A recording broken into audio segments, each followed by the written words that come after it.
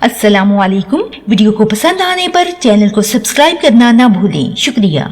3 बड़े पछतावे जो जिंदगी भर तड़पाते हैं। नंबर 1, शोहर का बीवी की मौत के बाद उसकी तारीफें करते फिरना कि कोई पानी पूछने वाली नहीं, घर काट खाने को दौड़ता है, अपनी गलती और कोताहियों का इकरार करता फिरता है। अगर यही तारीफें उसकी जिंदगी में कर लेता तो वो अल्लाह की नेक बंदी चैन से तो मरती।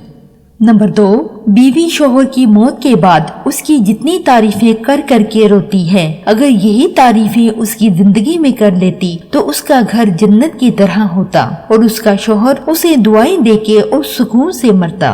नंबर 3, औलाद वालिदीन की वफात के बाद जिस कदर उनके एहसानात और शफकत का एतराफ करती फिरती हैं, अगर यही एतराफ उनकी जिंदगी में कर दिया जाता तो वालिदीन एक इत्मीनान की मौत मरते। अल्लाह पाक हम सबको अच्छी बात कहने और उस पर अमल करने की तौफीक दे, आमीन।